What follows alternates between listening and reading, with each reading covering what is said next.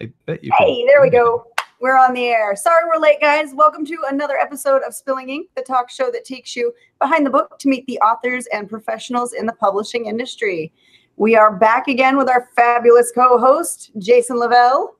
What's up? Hello, everyone. It is so good to see you guys again.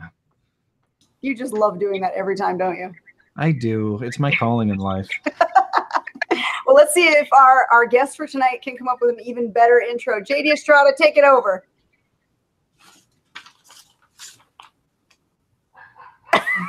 Greetings, fellow humans. I'm indie author JD Estrada, and I'm armed with a banana. Oh, no, not another banana. Every Friday there's a banana. We can get into that soon. Oh, yes, we will have to, along with the socks, too. Sock It To Me Thursday. Oh, look at that. He brought the sock game. Sushi going on. Nice, nice. I unfortunately couldn't find a good pair of socks, but let me see if I can show you guys. I did go with, Crazy Foxy leggings. Oh, those are cool. So there we go. Very cool. You know, and I brought socks as well. I'm not wearing them because it's hot here. I didn't want to wear them, but look at, see, these are actually my favorite socks. They're wool socks. They're like a wool cotton blend, probably some rayon in there. But these are my winter time socks, which is coming. Winter is coming for Michigan. But these are my favorites, so I brought them. Otherwise, I've just got bare piggies tonight. All right. Well, clearly JD's got the sock game working for him. Jason, you're going to have to work on it. I know. I'll try to do better, Katie. All right. Well, before we jump into tonight's show, we wanted to send a special shout out to our brand new sponsor. Spilling Ink is now sponsored by Book Branders, so we're going to show you just a quick little ad from them. Jason, you want to take that over? I sure will.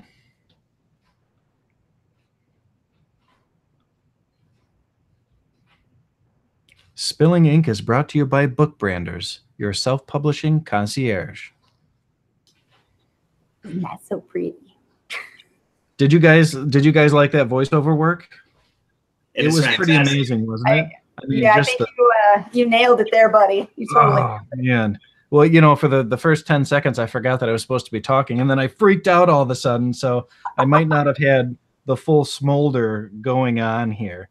But Katie, do you want to tell everybody a little bit about Book Branders? Absolutely. So Book Branders, as we said, is your self-publishing concierge. So if you finished your book and you don't know what to do to get it published, they are your go-to resource, providing teams of editors, providing cover artists, book layout designers, website design, and even social media assistants. So please stop by Book Branders today and find out how they can help you get your work published.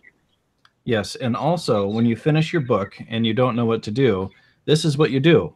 You pour yourself a glass of some kind of beverage. Doesn't have to be alcoholic. Mine always are. Yes, there we go. Katie's got the mics. I'm sure that JD has got some kind of beer over there, don't you? Not beer. Nope. Just hashtag it first. Hashtag it. Send it. Oh, wine tonight. Yes. Wine. And I always she's to my mom. She's undergoing cancer treatment. She's doing well. She's a badass, and I love her. And I always toast to her as much as I can.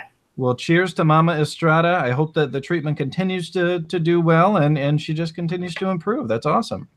But this is what you should be doing after you finish a book, is drinking, because it's a hell of a lot of work. Oh my gosh, yeah. And then you don't even want to know what comes next. After all the writing and stuff, then you've got to market the book. And yeah. I don't know. That's where I like to give up control to your publisher or to a company like Book Branders or to whoever is going to help you out, because it's maddening. I mean, look at Katie. Katie does her own marketing, and it's clearly taken its toll on her. Yeah, look at the hair. I mean, it's not even brushed today. Hey, I brushed my hair. I'm kidding. It does have a nice wavy look at the bottom there. I don't know if that's on purpose or if that was from a braid, though. You go from like beachy curls and people think you don't do your hair. Good Lord. That's it. I quit. So, JD, I have not had enough time to read through all of your 800 million blog posts, especially the ones that are in Spanish that I just looked at, like, Okay, I'm just going to assume what this is. There's one, but I am going to be writing more in Spanish, and that's a promise to a lot of people, including myself. Good, good. I'm actually trying to learn. My daughter, my youngest daughter, has been in Spanish immersion for 4 years now, and so she speaks nearly fluently now, but at a 10-year-old level, you know, fluent for a 10-year-old. So I'm trying to keep up with her, and it's ridiculous because she doesn't want to help me learn because she thinks I'm a moron. And she's it's going to get better. Yeah, right. So, but anyhow, I one of the things I loved checking out some of your YouTube videos is not only are you always drinking some kind of beverage, doesn't have to be alcoholic, as you always tell us, but you're all about kind of love and making connections with people. Where did that come from? Has it always been you?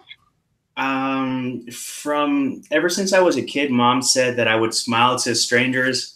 What normally parents say not to do, that's what I did. The thing is that I would connect with a lot of people, and I grew up in Old San Juan. Mom had a store there, and I had like a little perimeter, like half a block, maybe a block and a half at the most, where I would walk, and I was 8, 9, 10 years old, and I would go to this toy store and just say hi to everyone. And then the internet came when I was a teenager. Or I got into it when I was a teenager, and just having connections and as many connections as possible is something that's I've always been drawn to that.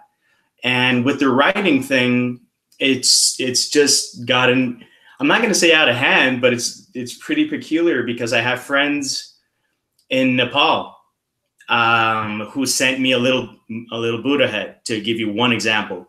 I have friends in Romania and Belarus, in obviously the UK, obviously the US, Mexico, Puerto Rico, and other places. But just to know that the world can be that big, but we can make it that small in a good way, I like that a lot.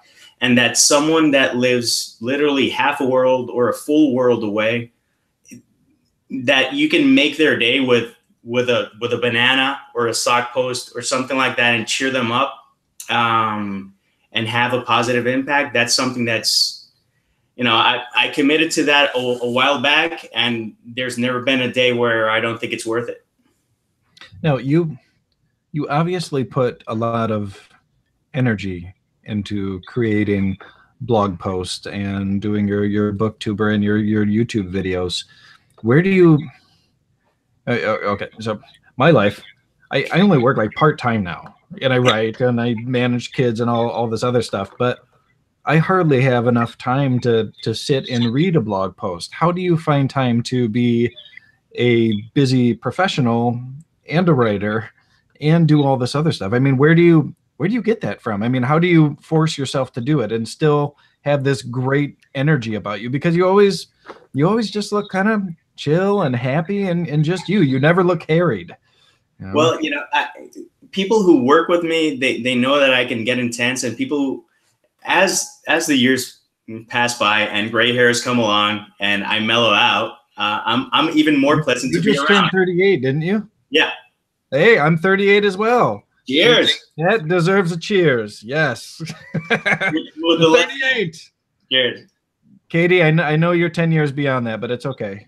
Shut up. I'm the baby in this group. Proud of it too, you old geezers. No, but first off, I wake up between 6 and 6:30 most days, and I have until about 7 to do whatever I can of my creative stuff. That can be one of the weekly posts that I do. I do something for Monday, something for Tuesday, something for Wednesday, something for Thursday, and something for Friday. I don't recommend doing that, but for me and for the line of work that I have, it keeps me fresh and creative and driven. Sometimes you have to develop copy that isn't fun, and sometimes you have to revise that copy 12 times so that I don't lose my mind. I turn that energy and frustration to create something. It could be something quirky, or it can be something ultra violent like my novels. But since I don't have kids, that's a main thing, because I know a lot of people that have kids, and people say, oh, I wish I had more time. And I always ask, do you have kids? And if they say yes, I go like, well, that's a challenge, because sometimes you can work with that, and sometimes it's just borderline impossible. And I can't speak from experience because since I don't have kids or a dog, I can't say like, well, you should have more energy and do more of this, because it's a really unfair assessment. But if you have a job that taxes you, taxes your soul, and taxes the time that you have available, I can speak from that. And it's all about going and having lunch alone with a notebook. It's all about staying an extra 10 minutes to write something up. It's all about taking notes and trying to be concise. And since I work in advertising, working under pressure is a daily thing. And the turnaround time for most of my tasks is pretty quick. So luckily I can pump out a lot of content pretty quickly, and I can edit and review that quickly as well. So in terms of that, I think I also want to inspire anyone who's frustrated with their job. It's like, well, you can make a book. I've made 12. And people say, oh, but I don't find the time. And with people that don't have kids, and I make that caveat because I haven't been able to develop a solution for that. If you don't have kids and you say that you don't have time, you're lying to yourself, because you have more time than you have. You think. Right there. That's a major truth. If something means something to you, you'll make time for it. Exactly. And the other thing, a lot of people say that they don't have time. Okay, pull up your phone, scroll through it. How many apps that you burn time, hours and hours doing X or Y thing. And it's also having discipline. I think the main thing is drive and discipline. Time, you make time or you get really efficient. I have to say, though, you kind of lost me when you said from 6:30 to 7, you're able to do something. How do you manage to fit that into a half an hour? But in my defense, I have kids, so I get 5 interruptions every minute. Now, and JD, are you married or no? Yes, I am. Okay. We're happily married. We're happily boyfriend and girlfriend, pretty much still. We're going to be 8 years strong this coming October. And, it's just, being able to hang out with someone that you have the hots for every day.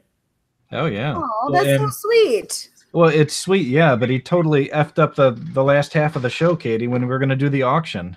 Oh, shit. All right, oops, language. Well, no, JD, I see you have your book sitting over there with you, and the screen's on me right now, so I can't actually see them. But you have Only Human and Shadow of a Human are the two that I read about, and then Peace, Love, and Macarons. Have you ever had sushi? Oh no, you see, sushi, that's a delicate topic for me. See, I grew up with a microbiologist, and he used to tell us horror stories about bacterium and parasites and all this stuff that they used to find in meat that people would get sick of. That doesn't really happen very often anymore. Maybe 1 in a million times somebody will get sick from a foodborne illness, but still, it's in my head. And every time I think about eating sushi, I just think about that raw fish flesh going down my gullet and those little worms spreading out all through my body and infesting me. And then I watch shows like House, and I'm like, oh, well, see, there you go. Obviously, that's going to happen. Thanks for ruining sushi for me, dude. I come from Puerto Rico. We have morcilla. Morcilla is blood sausage. So. Delish. Oh, speaking of blood, Katie, do you remember that little picture I sent you earlier on today? You sent me a picture earlier? The vampire picture? Oh, yeah, okay. Sorry. We can't talk about it on the show because it's a little inappropriate, but I can send it to you later, JD. So, but anyhow, back to what I was, gradually getting around to. Yeah. I've read about your books already. However, most of our viewers haven't read about your books. So please tell us a little bit about your books. Okay. I have 3 here. Let me leave these for the end because, I have a visual reference. And I'm just going to skim over the others. I have 6 poetry collections. I'm a really big fan and advocate of poetry in terms of I think it's good for writers and good for people in general just to get stuff out of their system, because if you take something really bad or negative or sad and create something beautiful, well, at least it was worthwhile. 5 collections in English, 1 in Spanish. The collections are Between the Tides, Dark Strands, Captured Moments, Roulette of Rhymes, and Black Tie Affair. Each one has its own flair. I treat each one like an album and try to curate so that it makes sense within that collection. People say, why don't you make like a really big collection? And I'm like, because it's my book. Secondly, I have a middle grade short story collection called The Daydreams on the Sherbet Shore. Very whimsical. The sand on the Sherbet Shore tastes like mango or orange in the morning and plum or grapes in the evening, depending on the time of year. It takes place in the world of Draim, and Draim is the dream world, and it's my way of connecting with everyone that I want to spend time with, that I've met through the writing stuff. And it's not accessible right now to go to the UK to hang out with someone or to go to Australia, but I can write a story with them, and those are a lot of fun. And I have the bilingual collection, which is poetry, short stories, and essays, called 2020. In the middle, it's divided by a bilingual poem that rhymes in English and Spanish. And that's one of the proudest books that I have, that I've made, because I think that I did something good in Spanish, and that's always a challenge for me. People say, but that's your native language. And I'm like, yeah, but I'm intimidated. Well, do you have a copy of what was the title of the bilingual book? 2020. Do you have a copy of that laying around? I might have. I have to check. Would you be willing to read us a little section out of it, a little selection out of it? Well, if I find it, if not, I'll have to look for the book file, and that would be cumbersome and not smooth at all. Well, we don't want it if it's not going to be smooth, but if you had it around, I think that'd be kind of cool. That's later when we do our quick fire questions. Don't put them on the spot yet. Oh, well, yeah, I'm adding that to my list, actually. Read a poem. The thing is that I can switch from English to Spanish pretty quickly, because I can start in English y después cambiar a español sin pensarlo mucho, because that's how my brain is wired. Simplemente yo voy de uno a otro, and it doesn't really faze me at all. Puedo estar bebiendo vino, I can be drinking water, puedo estar hablando de los libros, I can be on the computer, and I'm not going to skip a beat. I've just got to tell you. Was Spanish your first language? Yeah. Okay, yeah. I think that JD might be one of the sexiest people I've ever met. He's super hot.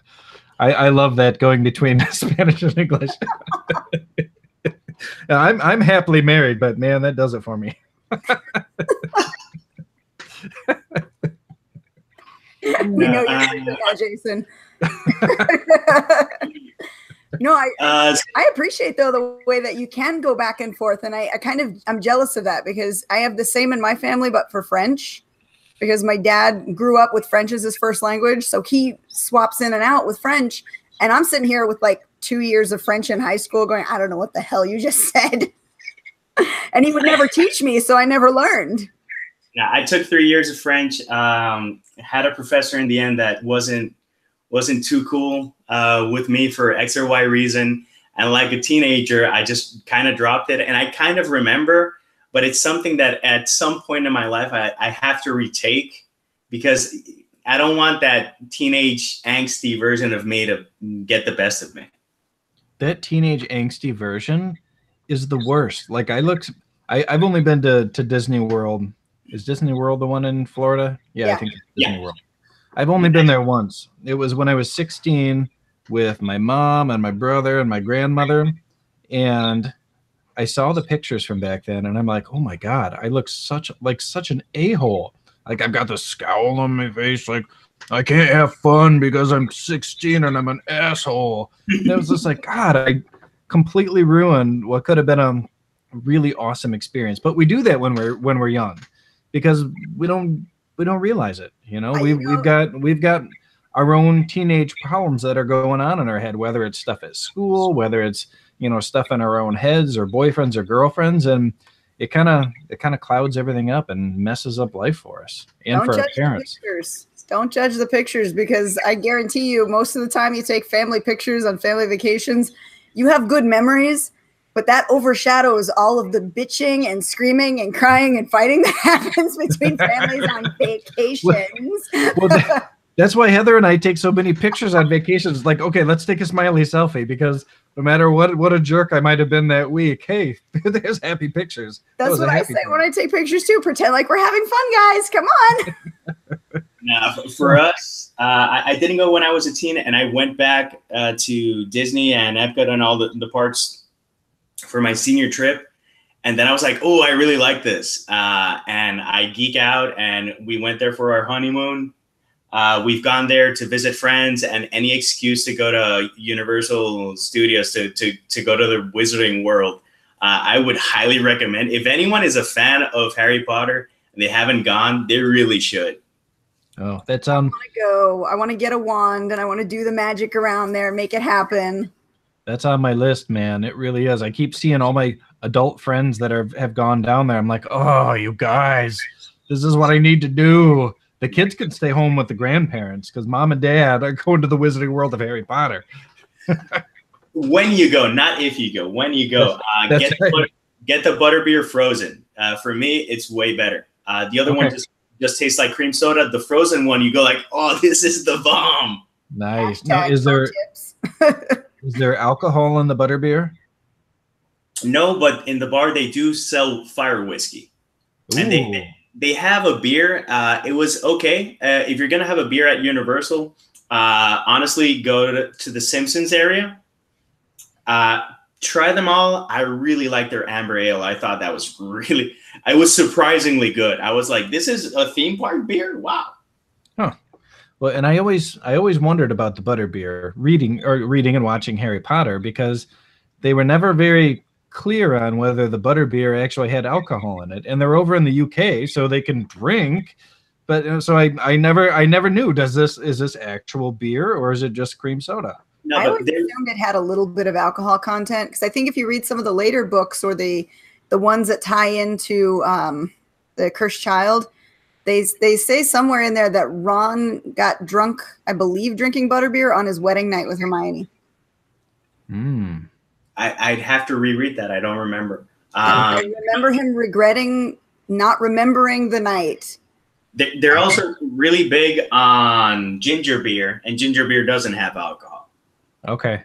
You know what? I actually knew that because I had a friend of ours who was an alcoholic and recovering, and he would always have ginger beer because it I don't know, it just kind of made him feel like he was doing his thing without the alcohol. But we got sidetracked here because I want to hear about the human series because it sounded really interesting. One more book that's not here for writing out loud from the blog. I collected the blog post from the first 4 years. I shifted here, put it here, put everything under topics that make sense. And everything I do nonfiction is to try to have a positive impact. And the blog is all about that. And that one, some people have been reading and just messaged me and said, man, I was having a really rough day. And I said, let me pick up your book. And I decided to read something. And that was the best choice I could have made. And for about 2.5 hours, 2 hours, 45 minutes, I'm about floating 1.5 inches, 2 inches above the ground, because that's the biggest compliment you can get. Someone having a really bad day and knowing that a little snippet that they read helped out. Boom. Well, and I'll tell you, as someone who deals with depression and anxiety on a daily basis, sometimes my days are really, really bad. And, I'll scroll through Facebook or Twitter or whatever, just like any other person. And I'll click on an article or just happen to read a post that somebody made. And I'm like, you know what, that actually made me feel a little bit better. It didn't fix things. It didn't change things. It's just, when you read something uplifting, it can change your whole day. It can change your whole mindset for that day. And I think that's a big thing. And not necessarily a responsibility, but kind of an honor to be able to do that for people. Yeah, it's cool. As for the novels, it's right now I'm working on book 3. It's going to be a trilogy. I know that's a cliche. I know people say, why is the first thing that you're going to write a trilogy? There's some people that write you off because of that, and I do not care. I wanted to write something that meant something to me, and I wanted to explore humanity through fiction. So this is my biggest attempt at that and different aspects of humanity. It was going to be a tetralogy originally, and then I was like, it doesn't make sense. The arc doesn't make sense in 3 books, and I'm like, this in 4 books, it makes sense in 3 books. So Nathaniel Reynolds is a reporter. He doesn't love his job, to put it lightly, and the highlight of his evening is the pretzel that he's having for dinner, and it gets a half star thanks to the brown mustard that's on the pretzel. That's his dinner. He's having a bad day. Damn, he dude. goes to the subway and he misses his train by this much, and he's like, FML. Just not. You're not making me feel worse now. Come on. not happy. And suddenly he hears someone playing violin, and suddenly he gets abducted. just to make matters better, when he finally wakes up, some herbs had been used to knock him senseless, and he realizes quickly that he was abducted by a vampire. Whilst he's freaking out, the vampire says, whoa, whoa, whoa, don't worry, don't worry. By the way, we need you to save the world. And he freaks out further, and he's like, if this is going to be an issue, I can just eat you, and we can just leave it right there. So he's going to save the world. He doesn't know what's going to be asked for him. And it's basically an exploration of what someone is willing to sacrifice of their humanity to save humanity. So now I have a question here for you. And this may seem like a dumb question or not make sense, but because you say everything with such exuberance, it's tough to differentiate sometimes. Now, is this a dark book or a funny book, or is it, an adventure or a thriller? Or because it seems so happy the way you tell it. I'm like, this doesn't sound like a happy story. What is this? No, it's an urban fantasy. It's gritty. Purposely, the first 2 chapters should feel a bit like Underworld and Matrix, and that's just me being an asshole and just setting you up and going like, yeah, you think you know what's gonna come. And then just showing you that the rabbit hole that you were looking at was the wrong rabbit hole, and then I drop you in another one. Is Nathaniel the one? No. That he's constantly reminded that he's expendable. Oh shit! I love that. That's motivation for you right there. Do it or I'll fucking kill you. No. Shit, okay, I'll do it. He makes things endlessly more convenient, but he's not the one. He is not the chosen one. But damn, is he an asset? Wow, could we use him on the team? But don't piss me off. I'll kill you. So he's the chosen one's secretary, maybe. Errand boy. Bagman. Bagmans are important, right? Is it Guy Friday, Gal Friday? What is it? No, he is. What was Dwight Schrute's title in Dunder Mifflin? Oh, he is assistant to the assistant. Something like that. Now I can't help but notice some totally unconscious, I'm assuming, parallels between yourself and Nathaniel. This guy that works this job that's really tough and sometimes tedious, that he's not super happy about. Is there a little bit of you woven into this character? There's a lot of characters that have a lot of me, but there's a slight detail. People say and ask me if Nathaniel is my counterpart, and I go like, no, but he would be like my son. The main vampire is called Daniel of Montaker, and he has a lot of me as well. Is he me as well? No, but he could be my son.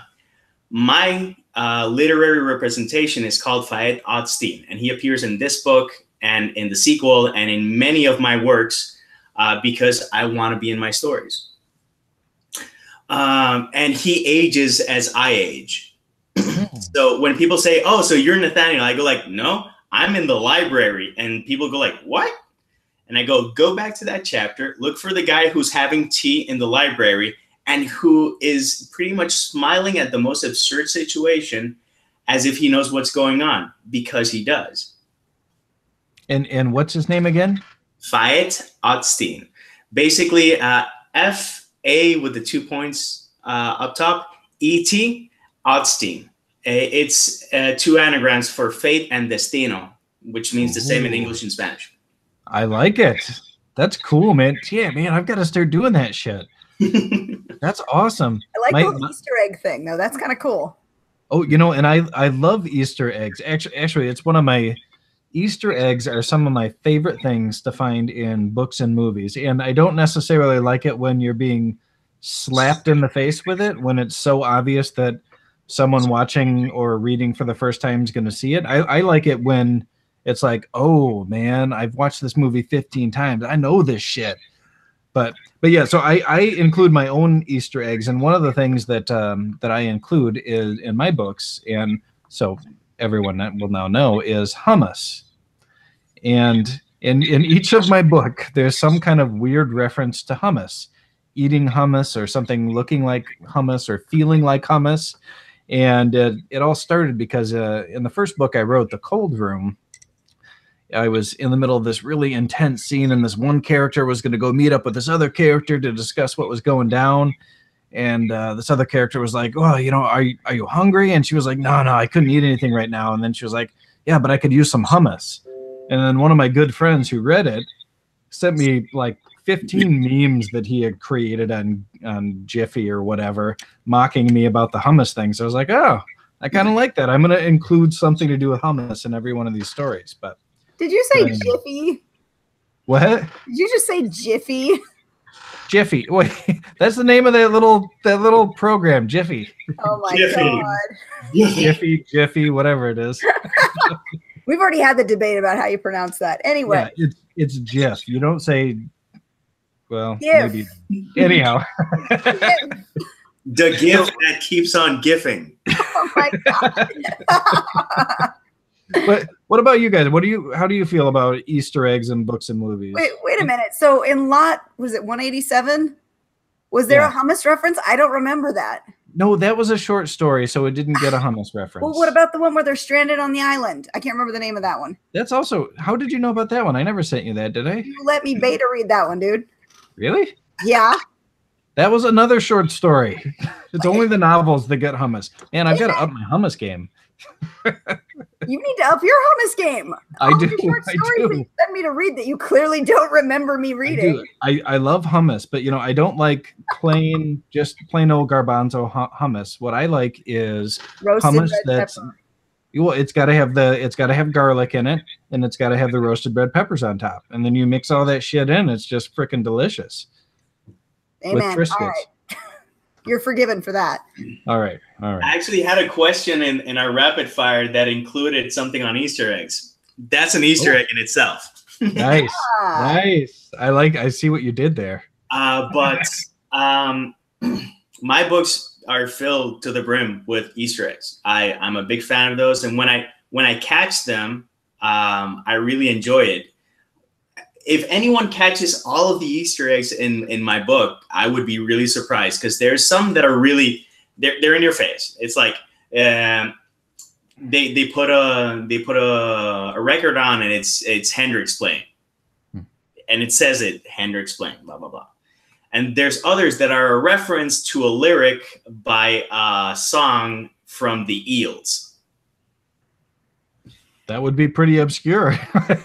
There is a character based on Rosie in Shadow of a Human, on Rosie from the song "A Whole Lot of Rosie" by AC/DC. Okay. And so on and so forth. If you nitpick, you'll see that I'm a music buff, and that there's a lot of music in what I write. Okay, I like it. And it sounds like you're a little bit of a hard alt rock fan. I am a rocker, but I enjoy music in general, as varied as possible. If you see my playlist on any given day, you would go like, "What the hell is wrong with this guy?" And the thing is that it might be consistent, and then one day I start listening to Prokofiev because I'm in the mood to listen to that, or Chopin. And people go like, aren't you a child of the 90s? And I'm like, if Pearl Jam was a color, I would bleed Pearl Jam. I get that. But just music and being able to engage with music and different music and good hip hop, not the trash that's sold most days. I'm a big fan of Wu-Tang. I'm a big fan of Public Enemy and stuff like that that has substance. And then if you read the lyrics, yeah, it might have cursing and whatnot, but it has substance, specifically Public Enemy. You read those lyrics and you go like, yeah, I think Chuck D is one of the best MCs in existence. Interesting. But I love Pearl Jam, and I shall always love Pearl Jam. And every day I miss Chris Cornell. And there's in Shadow of a Human, there's characters based on Lane Staley and Shannon Hoon, whom I miss daily. Yeah. It's, you know, I'm a child of the 90s as well, and all of my favorite music is probably still from the 90s because that's when I was in my high school years, and that's when it meant the most to me. But you know, it's like all of my heroes from that time are dying. You know, they're either dead or dying from ODs or suicide. And yeah, it's been a shitty few years for these great 90s bands. Yeah. You know, it's gonna make you feel old too, though, realizing that that's oldies music now. Oh my God, that's ridiculous. Yeah, but you listen to Tool playing and you listen to Pearl Jam playing live and you go like, they might be in their 50s, but they have such big balls in comparison to most bands nowadays. Oh, hell yeah. It's not that they're an arena band, because if you listen to Blood or Life Wasted or I could say so many other punk rock songs or hard, gritty songs from Pearl Jam that are not top 40 hits. Or the whole mantra thing and a song written in the Fibonacci code by Tool. You know, you see that and you go, yeah, that's that. I'm going to keep listening to that. I'll skim over the rest. I think one of the few bands that continually push the boundaries are from the 90s, and Radiohead's last album blew me away. And they've been at it since the 90s. Another band that continually raises the bar for me, although they're a bit younger, is Elbow. If you haven't listened to Elbow. Okay. I'll have to make a confession, and I know it's going to be a very controversial confession to make, but I have never liked Tool or Perfect Circle. Not because I never liked the music, but it's the lead singer's voice, and it's not a knock against him. His voice is so damn haunting that I can't listen to it.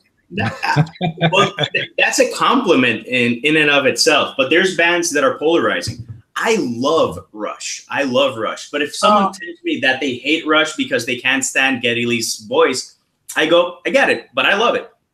And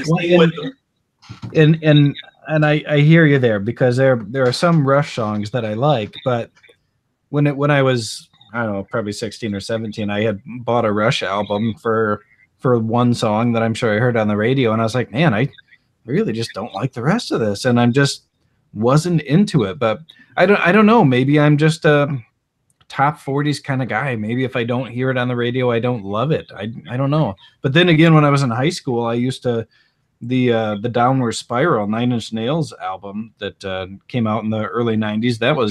I listened to that front to back a zillion times, you know, writing morbid, terrible poetry, you know, about, you know, anger and dying and whatever else. But didn't you put out that song? It was 9 Inch Nails. It was I Want to Fuck You Like an Animal, but it was around the same time that Interview with the Vampire came out as a movie, and his music video for it looked like it was a tribute to that movie. Oh, I kind of get in terms of the style and the lighting. I actually used to sleep with 9 Inch Nails. The only two albums that would wake me up while I was listening with headphones on would be the Downward Spiral, and specifically the end of Hurt, because everything's fine, and the end they just loud as hell.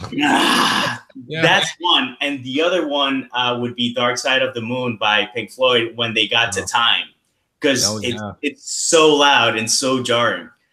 Pretty much everything else I could sleep through. I could sleep through Tool, no problem. Fear Factory, no problem.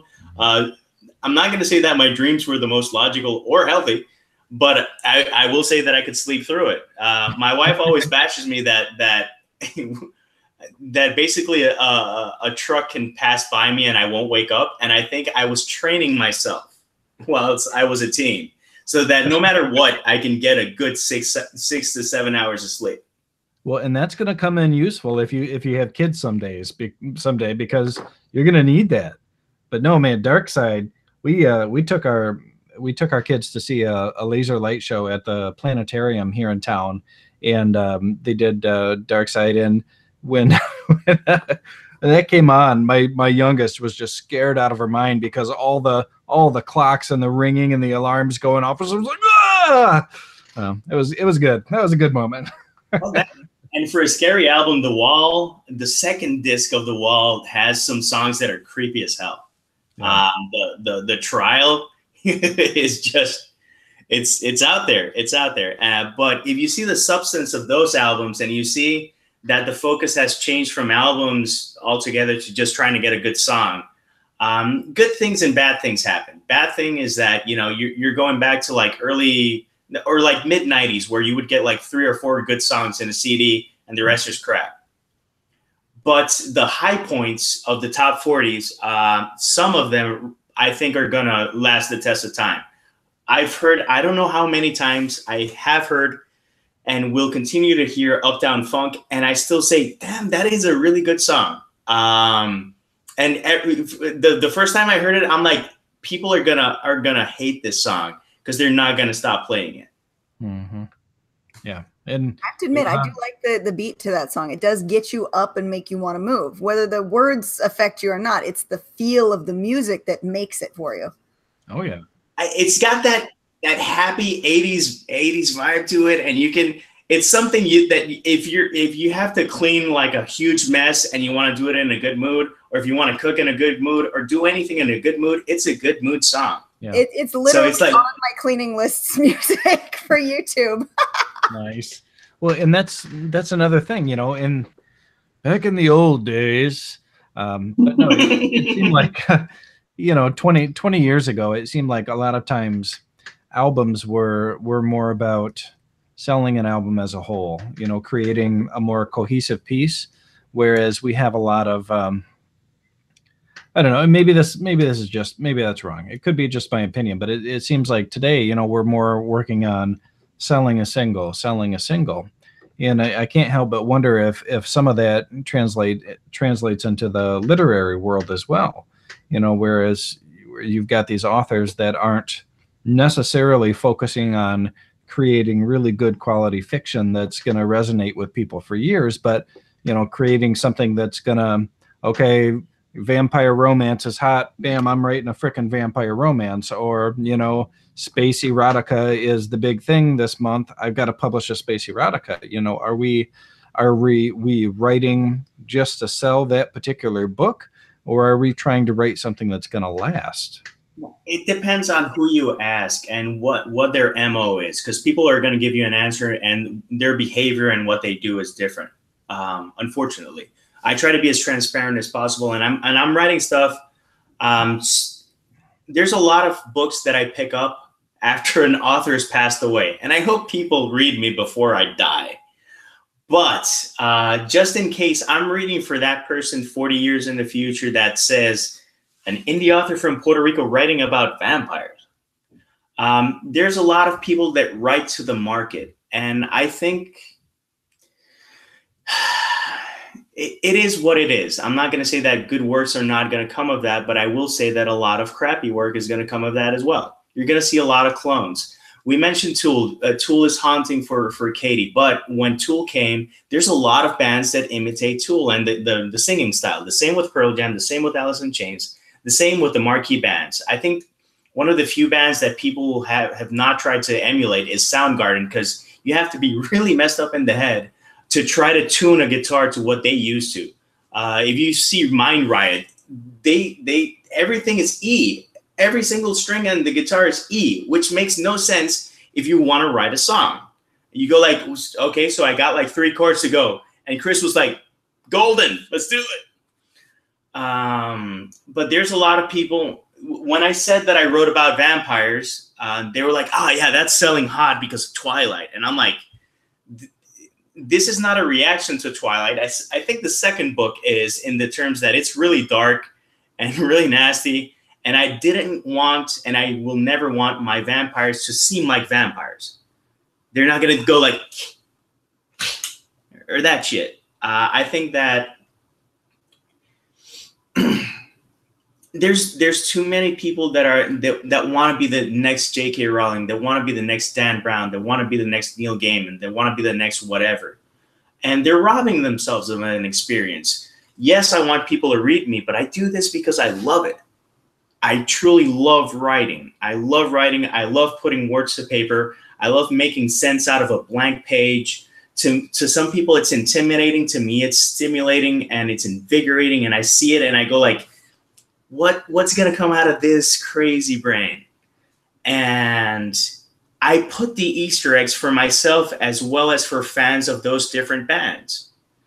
Because I want someone to go, is that a reference to Hospital Food from Electroshock Blues by Eels? There's going to be one person that says that in my life. And it's going to be one of the best days of my life.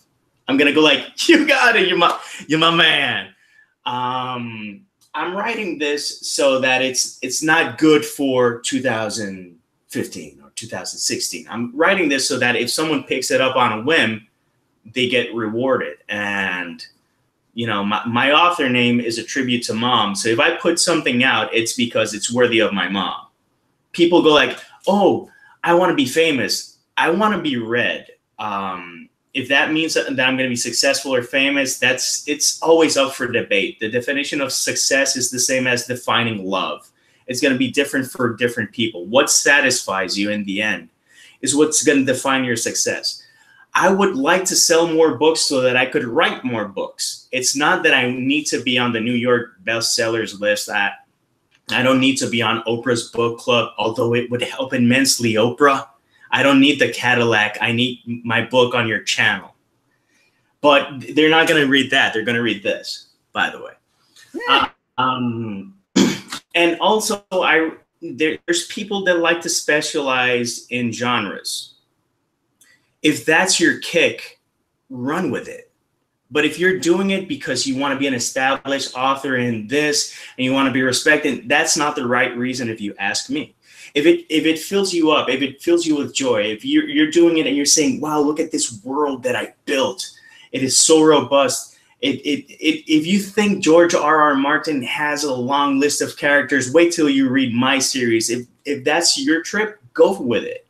But if you're doing it so that you can do what someone else did and they were successful, you have to realize that the fact that Game of Thrones is successful is kind of a freak of nature. It's really information heavy. It's really amount of character heavy. You need a map. You need to do a thesis to understand the plot sometimes.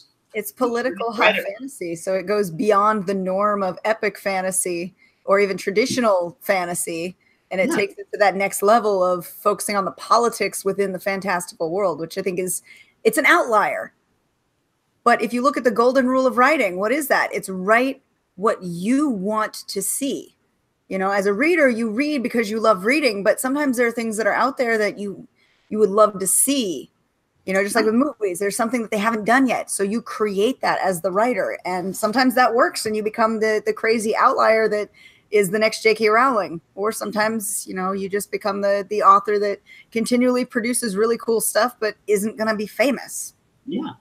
And it's okay either way. You know, I think that it's tough for us, you know, as the little guys, you know, as indie authors or small press published authors, because we're not making tons of money selling books, but we are doing what we love. And you got to remember that that's why you started doing it to begin with. If you've decided to pick up writing a fiction novel as a way to make money, then you've really gotten the wrong idea. You know, you've been led astray.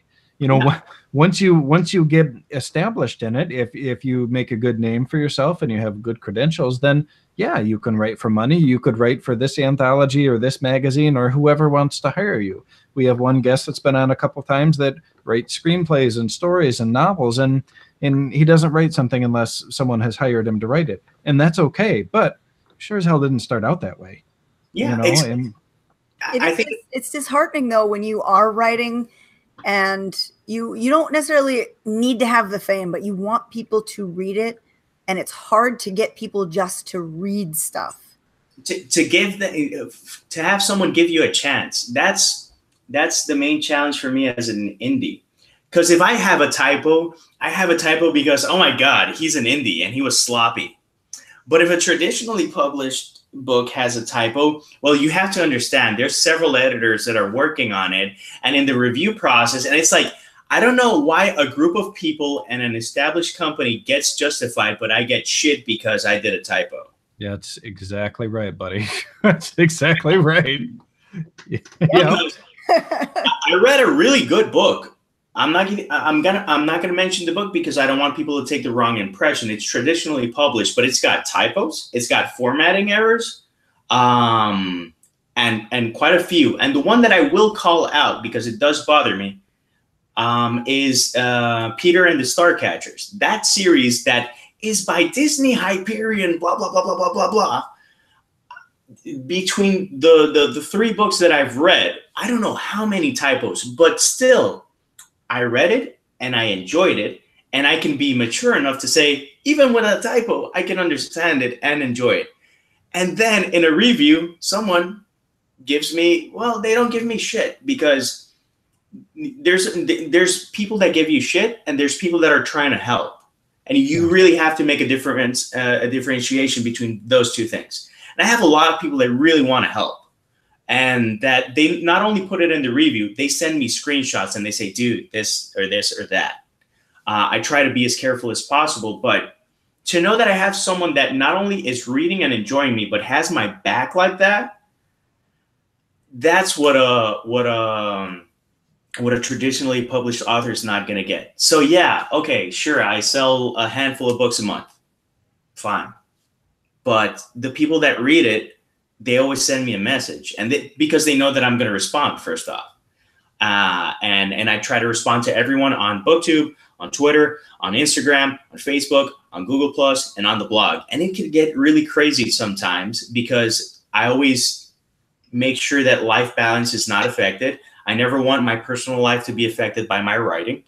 That's also why I write at 6 a.m. My wife likes to sleep in. I'm completely fine waking up and going for it, and then going to the gym so I can stay motivated and wow, let's do this. But again, it's a typo, but you have someone that cares enough to take a screenshot and say, dude, fix this. Whereas recently it was a good book, and it had at least less than 20, more than 15. And for me, that's because my job in advertising, if I do a typo, and sometimes I don't do a typo, sometimes in a radio script, I didn't put something in italic and they said, dude, this should be in italic. And I'm like, someone's going to be reading it. This is not going to be published. So it although it's aggravating, it does teach you to be an even, just a tight ass and just, okay, let's read this again. One typo. Let's start from the beginning. And that's how I edited the first book. Every time I found a typo, I would start again.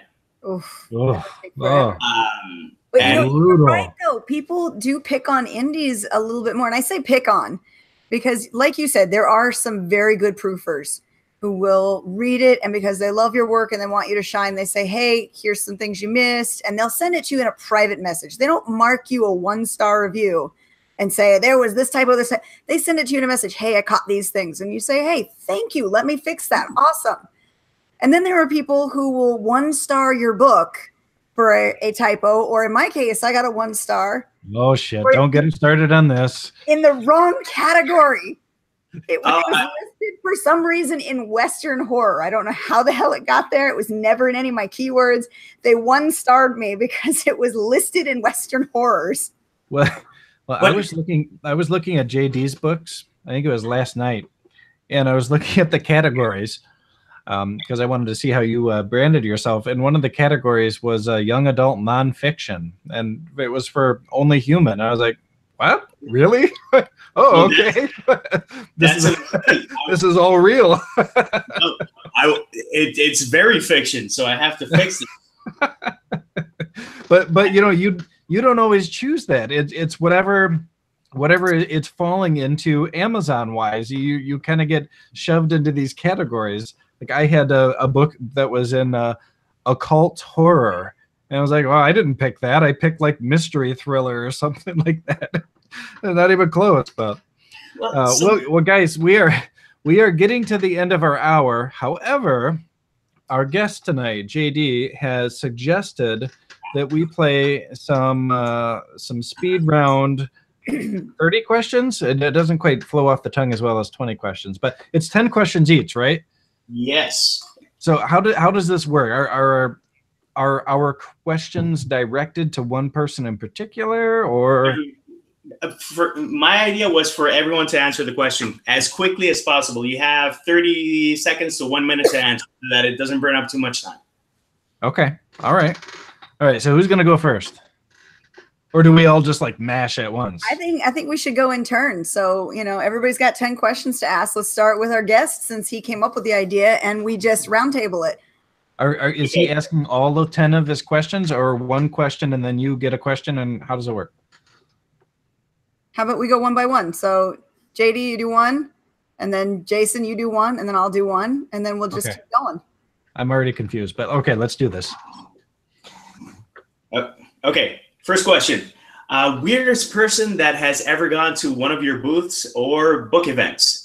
For me, it was someone who actually eventually bought a book, and I will explain eventually. He went the first year. One of these people who are not socially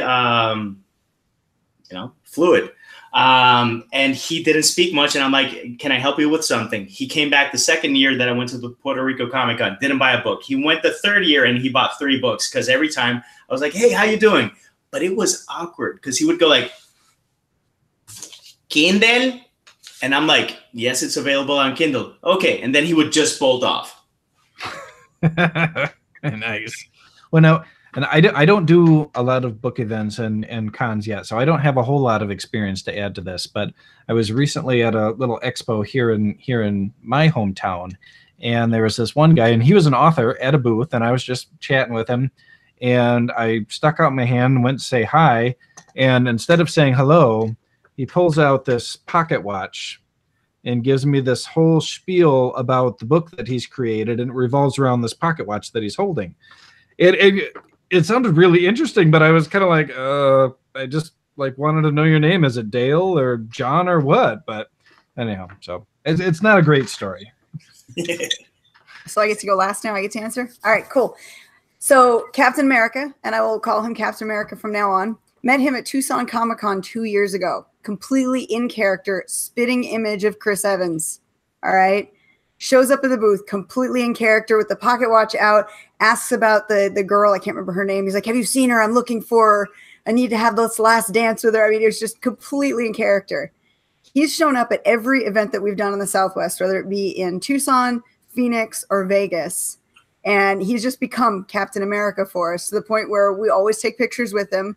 And I found out later that he works with an organization called Comic Cares, which goes and shows up at hospitals for sick children in character to make them feel better. And he takes it a step further. He gets books and he donates them to kids who need to read or who are stuck in hospitals and don't have access to entertainment. So me and everybody at our booth at Phoenix last year donated as many books as he could hold so that he could take them to kids to read. He's awesome. Does he have a contact that you have? He is on Instagram as @Steve Rogers, or is it Steven Rogers? One of the two. I'll send you a link to him later. Yeah, we can round up a couple of people and send him more books. Anything to help a kid. He is super cool. Absolutely wonderful. And the spitting image of Captain America. That helps. Second question, worst encouragement ever. For me, I tried to be in forensics when I was in 11th grade. I had a teacher that wasn't too enthusiastic about me writing an original piece. He wanted me to write something else. We had a disagreement, a very livid one. And I bring him up because everyone was like, oh, thanks to this guy, I did this. Thanks to this guy, I did this. And for me, it's like, thanks to this guy, I went this. It's like, it's crazy. So my first book that I published, my grandmother, who was like the sweetest lady in the world, reviews it for me on Amazon. I'm like, good, yeah, because we all need reviews, right? Her review was that I really love this book, except for all the graphic violence and X-rated sex scenes. I sure hope he writes another. And gave it a 3-star review. I'm like, Grandma, what the hell are you doing? Get off the internet right now. Write me the $8 check and leave me alone. Yeah, you're great. And she's a sweetheart, but she has no filter. And for the record, it does not have X-rated sex scenes. But yeah, so there's mine. Mine does, and my dad read it and was recommending it to people. Yes. I had to be proud of my daughter. Look at this scene. Look at this. Completely lubricated. I had to stop writing books like that because my dad's like, "What you writing next?" Nothing, Dad. Nothing. Not writing anything. You're helping spice up the love life next door. Okay, one of you two ask. I've asked two. Okay, I'll do it. So, which one of your characters would you take back in time to confront a school bully? Oh. Yeah, he's on my side. Yeah, I guess you're going. Wait, I'll take it. The book that I'm writing, my main character, because most of my main characters are women. This is my first male main character. Is this big, just gigantic ex-military guy? So I'd name Simon. I'd bring him back to beat some people up for me. I mean, to settle things non-violently. Yes, absolutely. So totally non-violent. Jason, you'll understand if I bring Mira, right? Yeah, yes, love her.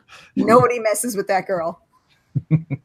I would take the crew of the SS Falcori from the Daydreams on the Sherbet Shore so that they would abduct him and drop him in Malaise. Malaise is a town in the dream world where we have all our sadness and all our emotions, and where we sink down when we're not feeling great. That's where those feelings exist. So they would drop in there for a couple of hours, and when he wakes up, he would be like, okay, I don't want that again. And next time he goes to sleep, he would see a tall, 6-foot tall French fry going, do you got to go again, or did you get the message? I like that. I like it a lot. It's very creative. Okay. Right, I'll throw out another one here. Hold on. To go along with that last one, which one of your characters would you have as a roommate? And a bonus question to that is, who would do the dishes? Ooh, man. That's a tough one. I actually have Captain Jane as my roommate, but the dishwasher does the dishes. I base characters off people I know. Some of them. One is based off my wife. One is based off Mom. Mom is Mrs. Fawn. My wife is Captain Jane Reynolds. She's the most badass vampire pirate that you will ever see, and she is about 5'1". I like it. You know, if this is assuming that I wasn't married, because it'd be awkward to have a roommate if I was married, but I'd probably have to take my character from The Dark of Night. And she actually has a lot of my wife in her, because I write my wife into a lot of my female characters, but she's just super smart, badass, just really all around awesome and sexy as hell. But I would have to do the dishes because I don't see her doing domestic stuff. I would have to handle that part of it. I like doing the dishes, by the way. Jason, do you want to ask too, so that we can do that again? Yeah. Okay. So my questions aren't as deep as you guys' questions. Who is the real hero in Lord of the Rings? Samwise Gamgee. Sam or Gandalf? Damn. Nah, Sam. Totally Sam. Absolutely. And I would take Sam as well. He's my hero. Okay, so I've got another one here for you. Alrighty. Oh, and so we already talked a little bit about Harry Potter, so this should be an easy one for you. What Harry Potter character are you best represented by? Hedwig. Ron Weasley. Did you say Hedwig? Yeah. Yeah. Nice. Nice. What did you say, Katie? Ron Weasley. Okay. Now, for me, Hedwig was the first contact with the wizarding world, and I would like people to get one of my books and get transported elsewhere. And spoiler alert, one of the deaths that hurt the most was Hedwig. For me, it's the one that hurt the most by far for me was Dobby. I still choke up. Yeah. But a close second was Hedwig because I thought that one we didn't need that one, honestly. I was like, why? And that one really hurt. Well, and I think part of the reason those kind of deaths hurt so much because they feel almost like a death of innocence too. Yeah. Because it's not a character that had any kind of ulterior motives. It didn't have anything negative about it. Yeah. All right, what you got, JD? Weirdest bookmark you've ever used? Ooh, I use receipts all the time. All the time I use receipts. And one time I think I used a piece of toilet paper because I was reading in the bathroom and I couldn't find a receipt. So I just stuck a piece of toilet. It wasn't used toilet paper, though. I'll just hold mine up. It's made from perler beads. Ooh, I like it. Those are awesome. That's awesome. It is my current bookmark right now for the book that I'm reading. That is awesome. Weirdest thing you've had to do to get to writing, and I'll give you an example. Time is always short when you're on a really demanding day job, and I was the only male in an all-female department in an old job, so I would go to the bathroom and write in a stall. Ooh, that's a pretty good one. I don't know if I have any. Man, I don't know if I have any really weird stories. When I was doing pest control, I would rush through the jobs so that I could sit in the truck and write in my notebook for half an hour before I had to go to the next one. But yeah, I don't have any good ones like that. I did the same when I was working for the plumbing company as a contractor. Anytime that I was done with my current job duties, I would open up the Word document and type away. I had my little thumb drive that I brought with me to work every single day, and I would just copy it back and forth. Wow. Now I have a question for you guys. Now this is a good one, and one that I have been actually wanting to ask some other authors. Do you ever get turned on while you're writing your own sex scenes? Well, we all know I had to stop writing those because my dad was reading them. That's not the same thing. At least the ones that I've written they haven't been like, full on. So I can't say I've been enticed, but I haven't been turned on. Let's say that. Okay. What about you, Katie? I think you have to be a little bit, though, because if you feel it while you're rereading what you've written, and you're obviously going to reread it as you're writing it, then you're hitting the mark. If you're not feeling that, you're missing some element, and you have to go back and fix that. So yeah, you do have to be a little bit. Yeah, but it's not like, oh my God, I got the vapors, I'm gonna go to the room now. And I wrote a few little erotic fantasy kind of things because it was really popular. I was like, oh, okay, I'll try to tap into this market. And I felt like just the writing was exhausting because you're writing in a place where your senses are all going crazy because you're writing about sex, which most of us love. And I was just like, oh man, this is more exhausting than normal writing. So I eventually had to stop. But yeah. Okay, next person. Chocolate or peanut butter, and you can only choose one for life. Chocolate. Wow, that was quick. Okay. Yeah. I love peanut butter, but no. I'm allergic to peanuts, so there's no contest. I kind of think I would go for peanut butter. I mean, I love chocolate, don't get me wrong, but I really enjoy peanut butter more. Okay, what is your favorite action movie series? Like Hunger Games or Fast and the Furious or Maze Runner or The Expendables, something like that. Does it have to be a series? I guess not necessarily. My favorite movie, not my favorite action movie. My favorite movie of all time is Big Trouble in Little China. Okay. Oh, good old Kurt Russell. Jack Burton. Yes. What do you think, Katie?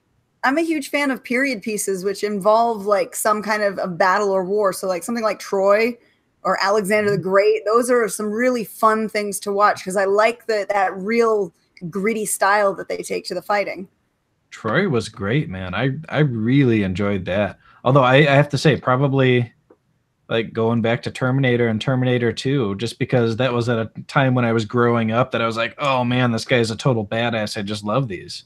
The original Predator or Predator Predator. Not Predator 2, not Alien versus Predator, not the crap that they're going to do now. Predators is actually a really good film. And I only had one complaint that they killed off one character that I think could have had his own series. Okay. Okay. If you haven't watched it, check it out. It's awesome.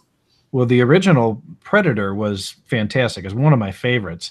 But Predators, I don't think I've seen Predators. Is that in the same world or is that something totally different? It's something totally different, but well made. Okay. It's the only other Predator film that I would say watch it. Okay. Closest call with a project. For me, I had one jump drive with this novel, Burn Up. And I had a coworker, Juan Pimentel. He is the husband of a direct coworker called Wanda, and I'm calling him out by names because thanks to Juan, he was able to save the final version of that book so that it exists. Nice. Nice. I was at a Big B Coffee here in Holland, and I was there to interview another author for some magazine piece I was doing. And I had my computer. After she left, I ordered a coffee, and I was sitting down typing, and somehow I knocked the coffee over onto my MacBook. And it was completely fried. The Mac geniuses and Apple couldn't even recover anything off it. And I lost half of a book that I had written and just God knows what else. It clearly wasn't important if I don't remember. But yeah, that was pretty crappy. Rewriting half a book that you'd already gotten through. That sucks. Yeah. I haven't lost an entire file yet that was in progress, but last year I did lose my secondary drive. And that's where all of my files are stored. So I thought I had lost everything in the history of writing that I've done. And luckily, my husband was able to find most of it and get probably about 80% of it back. So there's still some things that are missing, but I was having a mini heart attack thinking that everything that I had written, all of the previous copies of stuff, because, you eventually do update things and you go back to previous copies, but everything was gone off that drive. See, and now we use Dropbox to share files and pictures with clients and family and friends. And so now I save my work directly to a Dropbox folder. That way, not only can I access it right on the computer, but it's always going to the cloud. And that doesn't make it a perfect system, but at least I feel better that, okay, if I drop this computer down a stairwell or something, at least I've got something left. But all right, so I have a question now. This is going to be a tough one for you guys, but I feel like you can get through it. Have you ever used a sock in a manner other than described on the package? Sock puppet, yeah. Okay, all right. JD owns up to the sock puppet. Yep, I have in the winter because I can't stand the cold, which is weird. We call them hot things, and it's just the rice socks. And my daughter new ones. My daughter does those too for muscle pains and cramps and stuff like that. I have used socks as wind protectors. Like before I got these little things here. I put socks over microphones. I put them over camera lenses when I can't find the lens cap because I can never find the lens cap. Yeah. Okay. All right. Katie, what you got? I actually did a video on my BookTube channel. Look for it. It's called Sockinade. And I'm having a rough day. And I get in the car and I put on a song by Elbow, if you're curious as to what an Elbow song sounds like. and then a sock does a serenade to me.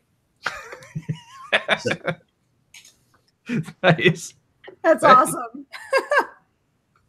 Oh. All right, Katie, what you got for a question? All right. This comes from the what successful people do list. Do you make your bed every day? Fuck no. I mean, no way. most days. Today I didn't, but tomorrow I will. It's something that for me feels right, and if not, I leave the house and it feels messy. Oh. And I can get really messy, so that's keeping myself in check. But and I fold the laundry every day, and I always fold it on our bed, and so I kind of make the bed when I do that, but I never actually make it. Like, my bed is actually just over here because our bedroom had some water damage, so my bed's sitting over there. So it's not trashed, but it's definitely not, made with hospital corners or anything like that. Well, not hospital corners, but at least, you go like, okay, a slob doesn't live here. Well, I know how to do it too, because my grandmother was a nurse, and so when I was growing up, man, that was one of those things. Man, maybe grandma's not as nice as I remember her being. Huh. I was raised with hospital corners too, and I don't make the bed at all. All right, I've got one here for you guys. Who played the best captain in Star Trek? Picard. I'm with you. Man, that's hard. I love Picard. I really do. I love Kirk, and I haven't seen the other series, so I can't chime in, but it's normally between Kirk and Picard. And in terms of who would I follow into battle, Picard likes Earl Grey tea. Yeah. He's coming back too. Did you hear? Yeah. Yeah, I'm excited. I want to see what happens with him coming back, because I did love him in Next Generation. He was awesome. Yeah, he was the man. But you know what? I actually really like the new Star Trek movies too, with the reboot Kurt. I think he's great. I think he's so much fun. There's lots of great action, and they're just kind of fun, cool action adventure movies. I enjoy what Chris Pine brings to the role. And I like that they did the alternate universe take on it, so they can reboot it without feeling like they're stepping on canon. Yeah. But I wonder where they're going, because that third movie just didn't do it for me. No, the third movie continuing. Yeah, the third movie really kind of blew. I mean, the first and second movies, I was like, oh man, I will watch these over and over. Star Trek Beyond, it was just. But if you saw the original movies, you're gonna tell me that the first Star Trek 5. Are good movies. Oh no, I get you. I totally get you. But we've been down this road before. So are we just rehashing the same things that weren't working well in the first place? Well, at the same time, a lot of times I'll look at these older movies, like the older Star Treks and some of the older classic action movies, and I'm like, man, if these were only done today with the technology we have now to make these movies kick ass, wouldn't they be kick ass? But then at the same time, you look at Star Wars episode 4, 5, and 6, and you're like, shit, we had this technology. What the hell happened? We still ruined it. Anyhow, technology, okay, we need everything. Right drunk, yes or no? No. I don't ever actually get drunk ever, because I've got a weird stomach. So if I get drunk, I will inevitably puke. But I will talk after having a drink. I don't think that I could necessarily write after it, though. Like, I usually write in the morning. Once you get rid of the kids and do my laundry and stuff, then I'll sit down and write. But yeah, I don't know if I could do it intoxicated. I have horrible attention deficit disorder. I cannot be distracted when writing. Okay. One random writer quirk that you have. For me, I write novels in red ink, I write nonfiction in blue ink, and I write poetry in pencil. Okay. Wow. That's cool. Man, he's much more interesting than we are. He's got a really organized persona, I can tell. Man. Okay, Katie, you go first. And then that way I can think of something. My husband is actually sitting on the opposite side of me right now, so you may hear him groan when I say this. But I need white noise when I write. And so I'll fixate on something while I'm writing. And lately it's been the Hobbit movies. And I have played them ad nauseum over and over and over and over because to me, they're white noise. I don't have to pay attention. But everyone else in the family gets to listen to the same movie or same, like, if I play the soundtrack, the same music over and over and over while I'm writing. And it drives them bonkers. Well, it's your revenge for all the times that you had to play the movies that your kids wanted to watch over and over again. So, or watch football. Nah, that's true. Isn't that right, Nick? Huh? He's probably with headphones on. He's learned headphones, just headphones. Well, I don't know that I have any great quirks, but I'm the same way. I have to have the white noise, and it's usually music. Like if Heather turns on whatever show she's binging, I think it's 6 Feet Under right now. I will, even though I'm not particularly interested in it, I'll keep looking up and looking at the show, and then whatever I was writing is gone. So I usually end up out on the deck with my little Bose speaker and my computer in my lap, and I'm just jamming out and writing, and yeah, that's how I roll. Yeah.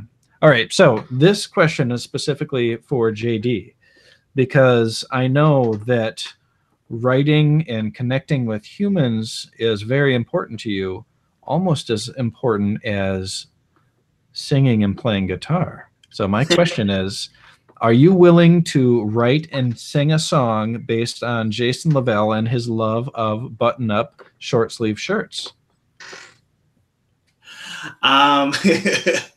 I would write a poem, but not a song. I've always been really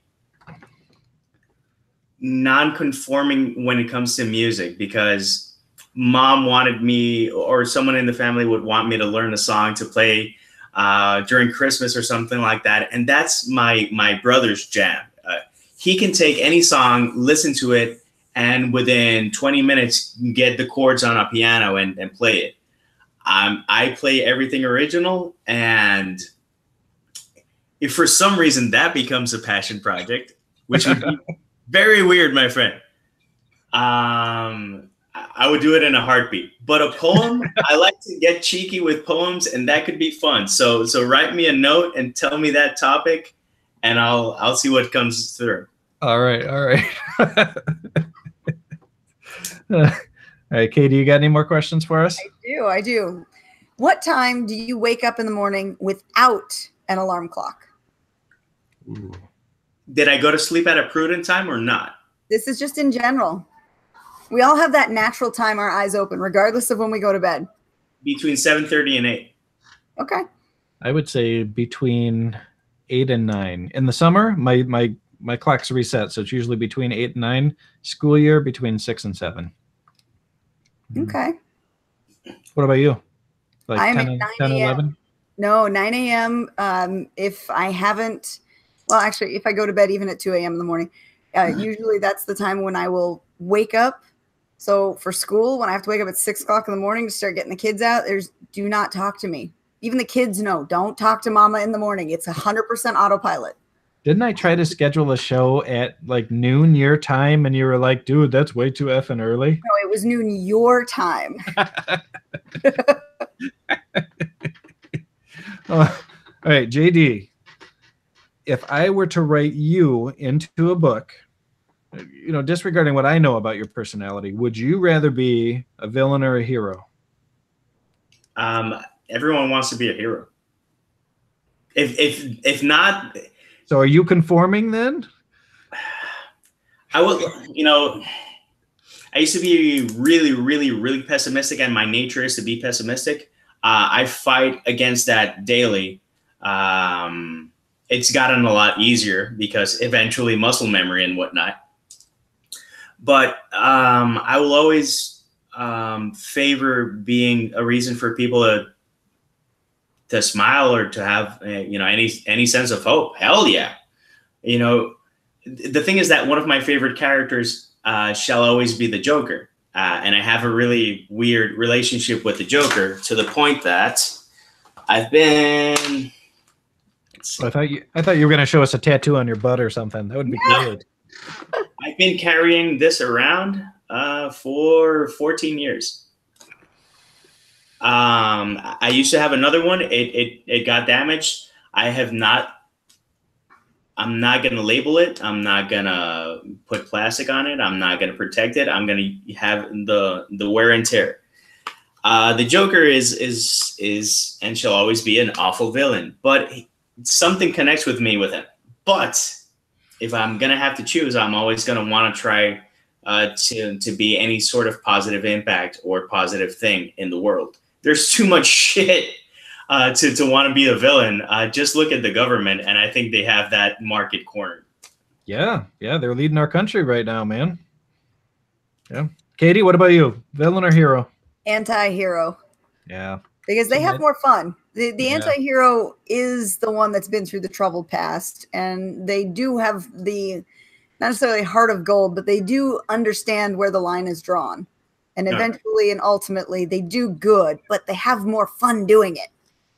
Well, and I think that, you see, because in real life, I'm a real humanist. Like I really want everyone to be loved and treated with kindness and all this really kind of hippy dippy stuff that's always in my head.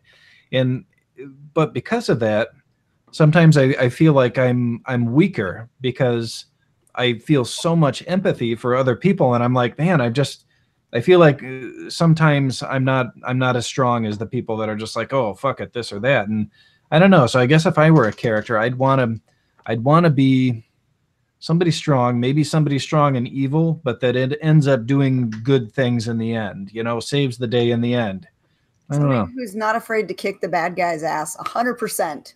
Yeah, but for the right reason. As a response to your comment, it takes a hell of a lot more backbone, courage, and strength to have empathy and be kind than to be an asshole and be a badass. There's a lot of people that can be a badass, but that is often a facade to show someone that you're hurting or that you care. I've seen it firsthand that it can help someone out.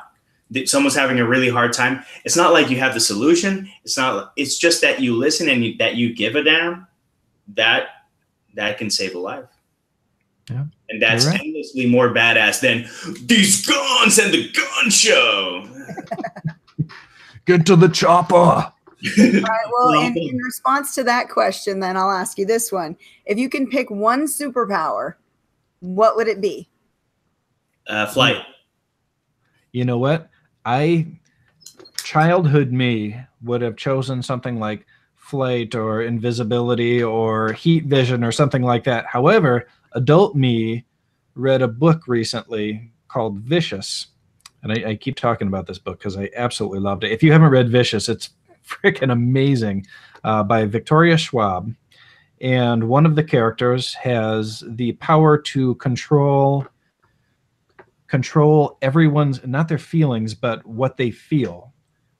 He could make them feel pleasure or pain or sadness or love, anything, and he could sustain that. He could make it so strong that he could kill someone, or so great that they're just in this euphoria that they'd never experienced before. But I thought that would be an incredible superpower to have, just because there are so many creative uses for it. Yeah. For me, although it's basic, it's flight. My next book is a middle grade fantasy, and it's a boy who dreams about flying. And it's just something that fascinates me and has always fascinated me. Yeah, I want to help other people, but to be able to experience something that liberating and try to connect and convey that to someone, I would prefer that. Not because I don't want to help people, but I think everyone's on their journey, and everyone finding their own little bit of bliss. It's your journey, and forcing that hand, could be dangerous. And I had thought of healing other people, but ooh, that's a good one too. That's the one I would pick. But that becomes a really, really, really murky territory, because everyone's going to want your help. No one's going to want to put the effort. And people want to be healed rather than healing from within. And although you want to save the world, yeah, do we need another Messiah, or do we need more humanity? Well, that's a good and deep question, because I think that some people might believe that another Messiah would inspire more humanity in people. I don't necessarily believe that. In fact, I don't believe that. I think that we need more humanity, but that's an interesting thing to ponder there. And then the image that I got when you were talking about the ability to heal others is, what if they locked you up like you were some kind of queen bee in a hive, and then they just had all these like healing milking machines hooked up to you, and all you could do was heal all day long? Yeah. Yeah, that might be kind of fun to write about. Yeah. That's scary. Super scary. Would you strip for charity? Would I strip for charity? Yeah. That's not charitable. It's really put the clothes back on. So actually, maybe let's flip that around. I will not strip for charity. I totally will. In fact, it doesn't even need to be charity. I mean, if you buy a few of my books, I will post a video.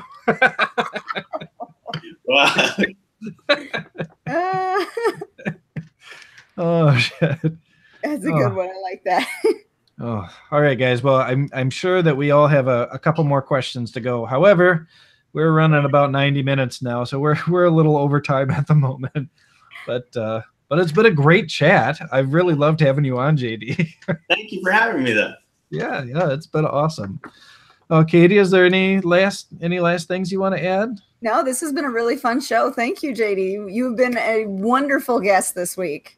Thank you for having me. It's been a lot of fun. Good. And we will check back in with you probably later on, see how you're doing. Let us know for sure if you have any other book releases, because we'd love to bring people back when they have a new release as well. I hope that it's going to be a frequent visit then. All right. You are most welcome. Well, all right, everyone. Thank you again for joining us on another episode of Spilling Ink, the talk show that takes you behind the book to meet the authors and artists in the publishing industry. Tonight we had the wonderful JD Estrada, and he is just such a good-looking guy. We've got to see more of this guy. We got to have him back on, Katie. We will make it so.